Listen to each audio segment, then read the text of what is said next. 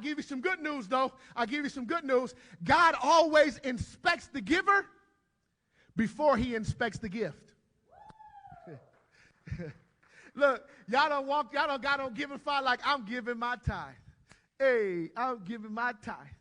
Hey, I'm giving my tithe and my offering, and the Lord will bless me.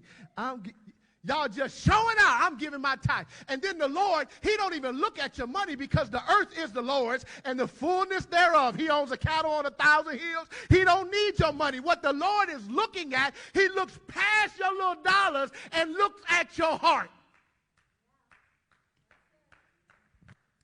And we are upset because we like, the Lord, I'm tithing, and the Lord is saying, yes, you're tithing from your pocket, but I can't get none of your time. You're tithing from your pocket, but you're administratively gifted, and you won't give none of that skill away. Yep, I know it's tight, but it's right. But you got to understand, I believe 10% is a great place to start. I'm going to help you. I'm going to help you because what I don't want you to do is continue to invest in the local church and not invest in your own self. I got to be fair. We got to be equitable in our approach to finances, because what we can't do is expect people to make the church rich, but then we don't help empower them so that they might experience financial freedom themselves. And beloved, let me help you understand something. You don't have to own a house in order to be financially free. Some people would argue that renting is actually more advantageous for folks. I'll let you make up your own decision. But listen, you don't have to own a house. You don't have to drive the latest car. You don't have to be able to do everything that you want to do to be financially free. What you need to be financially free is an understanding that your money doesn't own you. So when I give my tithe, I give it understanding that I can't beat God-given no matter how hard I try. But what I can do is show the Lord that I trust him and give from a cheerful disposition.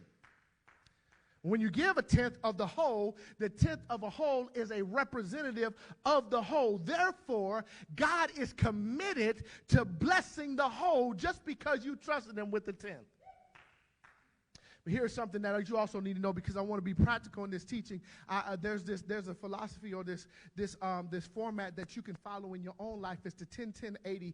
It's a 10-10-80 ideology. 10-10-80. That means you give 10% to the local church, you give 10% in your savings account, and you live off 80%. You should not be a tither and not tithing into yourself as well.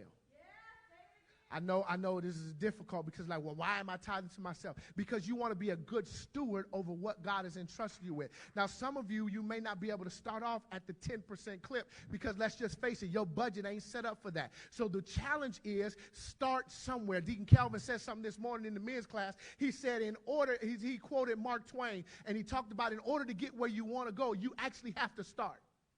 So this morning, what I'm going to invite some of you to do, and some people may criticize me for this, and that's fine, but what I want to make sure that we're doing is we're being good stewards to what we sow into the local church, as well as being good stewards over what we save and develop financial stability in our own life, because giving should produce stability. But you can't give emotionally. And I don't know about you, but I've been in services where they were like, there's 17 people that's supposed to give $170, and I felt guilty because I didn't have the money to give. If you ain't got it to give, they ain't talking to you. That's simple. Brian, ain't no sense in feeling guilty because you ain't got 170. They must not be talking to me. We got to quit being guilted to give. If you give out of your heart, then you are going to strive to give way more than 10%.